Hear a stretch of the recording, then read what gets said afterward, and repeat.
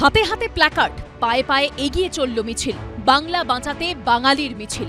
এই স্লোগানকে সামনে রেখে একাধিক দাবিতে পথে নামল ভাষা ও বাঙালিদের নিয়ে কাজ করা সংগঠন জাতীয় বাংলা পরিষদ।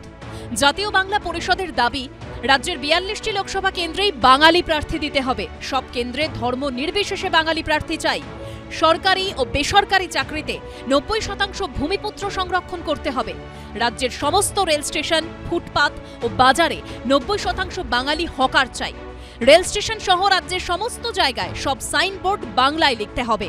একগুচ্ছ দাবি দাওয়া নিয়ে রবিবার হাজরা থেকে রবীন্দ্র সদনের রানুছায়া মঞ্চ পর্যন্ত মিছিল করে সংগঠনটি। বিশিষ্ট চিকিৎসক ও সংগঠনের সভাপতি অরিন্দম বিশ্বাস, সিএএ নিয়ে রাজনৈতিক ষড়যন্ত্র হচ্ছে বলেও অভিযোগ জাতীয় বাংলা পরিষদের। আজকে জাতীয় বাংলা পরিষদ চায় যে ৪২টা কেন্দ্রে অসাম্প্রদায়িক বাঙালিরা যেন জয়ী হয়, তারা পার্লামেন্টে বাঙালির যন্ত্রণার কথা তুলতে পারবে। ২ নম্বর, ইনার লাইন পারমিট দরকার বাংলায়, কারণ বাংলাটা হোটেল নয়, বাইরে থেকে আসবে, এখানে এসে ব্যবসা করবে, বাঙালিকে লুণ্ঠন করবে, তারপর চলে যাবে বা থেকে যাবে। সিএ নিয়ে যে রাজনীতি হচ্ছে, এটা সবচেয়ে বড় দুর্নীতি। মানুষকে আরো যন্ত্রণার মধ্যে, যন্ত্রণা মুক্ত না, যন্ত্রণা করছে।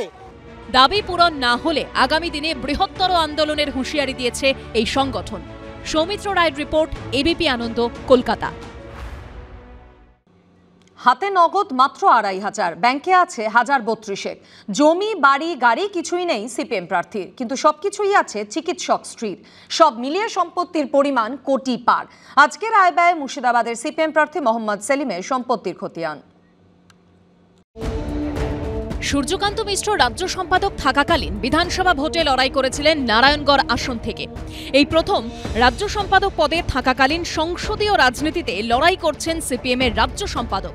লড়াই মুর্শিদাবাদ আসনে। গত ১৮ এপ্রিল মনোনয়নপত্র জমা দিয়েছেন মোহাম্মদ সেলিম। মনোনয়ন জমা দেওয়ার সময় নির্বাচন কমিশনের কাছে হলফনামা আকারে নিজের আয় ব্যয়ের হিসেব দিয়েছেন সেলিম। সেই হলফনামা অনুযায়ী ২২-২৩ সালে সিপিএম প্রার্থী মোট আয় করেছেন ৪,১৫,৫৮০ টাকা। সেখানে তার স্ত্রী আয় করেছেন ৫ গুণ, ১৯,০৮,৬১০ টাকা। মনোনয়ন পেশের সময় মোহাম্মদ সেলিমের হাতে নগদ ছিল ২,৫০০ টাকা, স্ত্রীর হাতে নগদ ছিল ৬,৫০০ টাকা। হলফনামা অনুযায়ী সিপিএম প্রার্থীর ব্যাংক ব্যালেন্স ৩২,৬২৮ টাকা। স্ত্রীর অ্যাকাউন্টে জমা আছে ১৬,১৩,৪৪৩ টাকা। শেয়ার, বন্ড, মিউচুয়াল ফান্ড সহ বিভিন্ন সঞ্চয় প্রকল্পে সেলিমের সঞ্চয় ৪৭,৪৯,৮৫০ টাকা। স্ত্রীর সঞ্চয়ের অঙ্ক ২৯,৮৩,৮১৩ টাকা। সিপিএম প্রার্থীর জীবন বীমার অঙ্ক ৪২,৪০৭ টাকা। স্ত্রীর নামে পলিসি আছে ৩,৯৪,৮০০ টাকার। সিপিএম প্রার্থীর কোনো গাড়ি নেই, তবে ২টি গাড়ি আছে স্ত্রীর নামে, যার দাম ১৩,৫০,০০০ টাকা।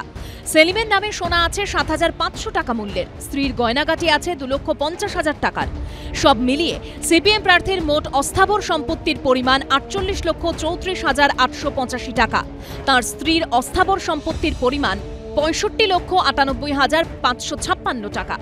শুধু অস্থাবর সম্পত্তিই নয়, হলফনামায় স্থাবর সম্পত্তিরও হিসেব দিয়েছেন মোহাম্মদ সেলিম। সিপিএম প্রার্থী জানিয়েছেন তার ও স্ত্রীর নামে কোনো কৃষি বা অকৃষি জমি নেই। সল্টলেক ও শিলিগুড়িতে স্ত্রীর নামে রয়েছে ২টি ফ্ল্যাট, যেগুলির বর্তমান বাজার মূল্য ২৬,৭০,০০০ টাকা। সব মিলিয়ে সিপিএম প্রার্থীর অস্থাবর সম্পত্তির পরিমাণ ৪৮,৩৪,৮৮৫ টাকা।